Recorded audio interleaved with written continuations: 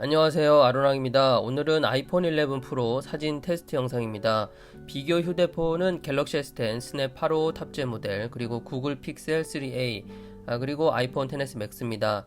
주간 사진은 손으로 들고 촬영했고요. 야간 사진은 모두 삼각대를 사용했습니다.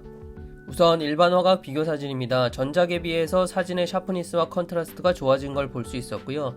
이 픽셀이 깨진다는 느낌이 없이 그 한계점까지 끌어올린 듯한 인상을 받았어요. 그래서 디테일 면에서는 갤럭시 S10보다 좋았습니다. 다만 놀라운 것은 구글 픽셀 3a인데 이게 가격 대비 카메라 성능이 정말 좋다는 걸 다시 한번 느꼈어요. 이 픽셀 3a 같은 경우는 노출 보정 시에 스팟 측광을 하는 것 같은 사진이 나옵니다. 그래서 노출차가 심한 이미지에 노출 보정을 해주면 컨트라스트가 좀 세게 나오는 경향이 있어요.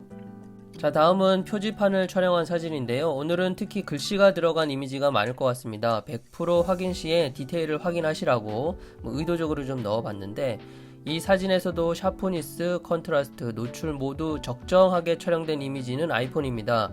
이 상단부의 건물을 보면 두드러지는데요. 앞서 말씀드린 세 가지 디테일 모두 딱 적당한 상태, 그러니까 적정한 상태입니다. 이번에 이미지 프로세싱을 굉장히 잘한 것 같아요, 아이폰이. 전작 대비 확실한 업그레이드가 맞다고 생각합니다. 자, 다음은 맥도날드 실내에서 촬영한 감자칩입니다. 토마토 소스 글씨의 초점과 노출을 맞춰서 촬영을 했고요. 여기서는 S10이 글씨 표현 부분에서 가장 좋았습니다. 하지만 감자칩과 그 아래 티슈, 후면에 보이는 이 디테일을 보면은 아이폰이 좀 더 잘 표현해내고 있죠. 갤럭시가 밝은 조리개이기 때문에 배경 부분을 좀 날려버린 듯한 그런 느낌이 없지 않아 있습니다. 자, 그리고 다음 사진을 보시면 확실히 이미지 표현에서 아이폰이 이 세 카메라의 중간쯤에 서 있다는 것을 볼 수 있습니다. 모두 빨간색 차에 노출과 초점을 맞추고 촬영을 했는데 갤럭시는 좀 밝고 구글 픽셀은 좀 다운된 느낌이 없지 않아 있죠. 아이폰은 그래서 딱 중간처럼 보이고 이미지 가운데 디테일이나 이 주변부 디테일 모두 아이폰이 상당히 잘 나온 것을 볼 수 있었습니다. 다음은 주광 역광 사진에서 안부 노이즈를 확인해 보기 위해서 촬영한 사진입니다. 해를 가리고 있는 기둥의 노출과 초점을 맞추고 촬영했는데요. 아이폰 사진은 마치 좌우 이미지의 중간인 것 같다는 생각이 듭니다. 갤럭시는 노이즈를 떠나서 이미지를 뭉개고 있고 픽셀은 굵은 입자감이 더 두드러지게 나타나고 있습니다. 이 이미지를 보면 사실 픽셀 4가 상당히 기대가 되는데 아무튼 아이폰 11이 꽤 많이 신경 썼다 이런 모습이 보여요. 다음 사진은 지하철역 안에 있는 자판기를 촬영했는데요. 모두 음료수 부분, 그러니까 가장 밝게 보이는 부분에 노출과 초점을 맞췄어요. 역시나 차이가 좀 납니다. 아이폰이 딱 적정 노출이라고 보면 구글은 좀 어둡고 갤럭시는 좀 밝아서 갤럭시는 화이트 쪽 디테일이 좀 날아갔죠. 이미지 자체도 아이폰이 좀 더 선명하고요. 역시나 실내에서 촬영한 사진입니다. 아래쪽에 이 투명한 공들을 보시면 바로 확인이 가능한데, 그리고 글씨 부분, 이제는 뭐 세 가지 휴대폰이 대략 어떤 특성을 가지고 있다 이게 감이 오실 겁니다. 좌측 주변부를 봐도 확실히 우열이 가려지죠. 네, 그렇습니다. 그런데 비교하다 보니까 이 픽셀 3a가 가격 대비 보면 정말 대단하다 이런 생각이 듭니다. 다음은 울트라 와이드 카메라 비교입니다. 구글 픽셀은 없으니까 뺐고요. 네, 화각은 갤럭시가 조금 더 넓습니다. 중심부 디테일은 비슷해 보이지만 역시나 아이폰이 조금 더 괜찮은 모습이고요. 주변부 디스토션은 자동차나 보도블럭을 보시면 확연히 드러나는데 아무래도 화각이 좀 더 넓은 갤럭시가 심하죠. 그리고 두 카메라의 화소 차이에서 오는 이미지 차이는 별로 없는 걸로 그렇게 생각합니다. 그리고 이 색감은 뭐 취향의 문제라서 보시면 화이트 밸런스가 비교해보면 아이폰은 좀 더 따뜻하게 갤럭시는 전반적으로 차갑게 잡는 경향이 있죠. 뭐 이거는 큰 문제는 아니라고 보고요. 말 그대로 취향의 문제라고 생각하고, 그리고 계속 보시면 아시겠지만 전체 사진으로 보면 티가 사실 별로 안 납니다. 하지만 이걸 100%로 확대를 해서 보면 정말 이미지가 어떤 차이가 나는지 확인이 되죠. 그래서 결론적으로 주광 사진에서는 아이폰 11 프로가 갤럭시 S10보다는 조금 더 우위에 있는 게 아닌가 이런 생각이 들고요. 그리고 정말 구글 픽셀 4가 기대된다. 네, 물론 카메라 부분만 이 전면 노치 없는 베젤 디자인이 좀 어색하고 그래서 그렇지. 아무튼 이건 제 개인적인 생각입니다. 자, 다음은 전 세대 모델인 아이폰 XS 맥스와 비교입니다. 역시나 일반 크기와 이미지로 보면 차이가 없어 보이죠. 하지만 100% 이미지로 보면 디테일이 확연히 좋아졌습니다. 특히 샤프니스가 좋아졌고 이 뭉개는 듯한 이미지 처리가 많이 개선이 되었습니다. 그래서 좀 더 또렷하게 보이는 편이고 HDR도 개선이 된 게 이제 눈에 띕니다. 같은 이미지 칩셋이라면 프로세싱만으로 이렇게 된 건데 이거는 확실히 업그레이드가 맞다고 생각합니다. 그래서 혹시라도 구입을 고민하고 계시는 분이 계시다면 뭐 11 프로 가셔도 괜찮을 것 같다 이런 생각이고요. 그리고 200 광학줌에서도 이게 두드러지게 차이가 납니다.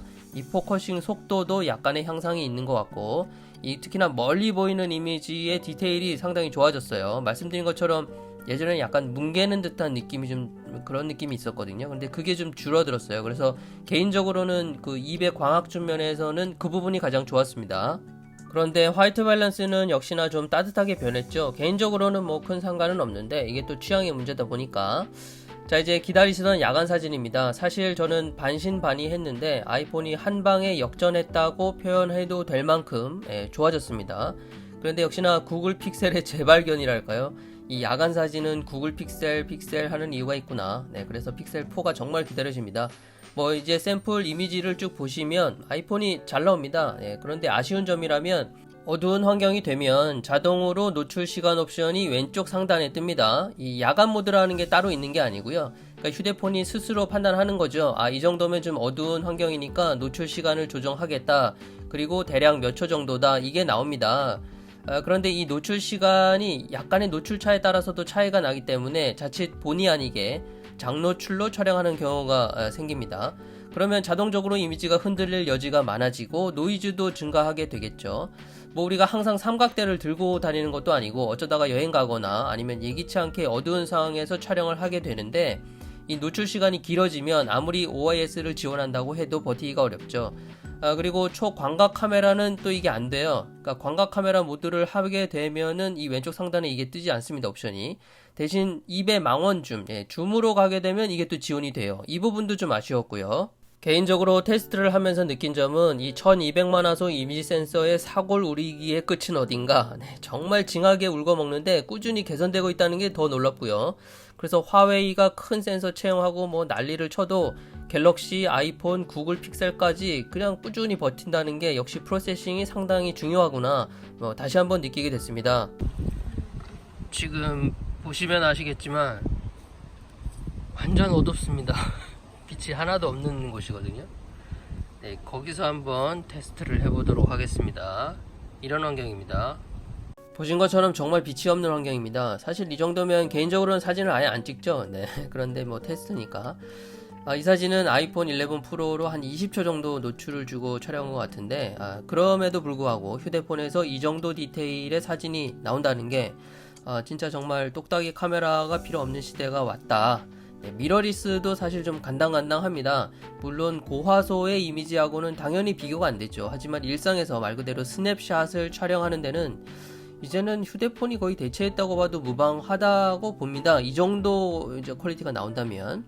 그런데 뭐 여기서 좀 의외인 것이 빛이 좀 있는 야간 사진 같은 경우에는 뭐 갤럭시도 잘 나옵니다. 그러니까 아이폰처럼 좀 더 프로세싱을 개선하면 충분히 더 좋은 사진이 나올 것 같다 이런 생각도 들고요.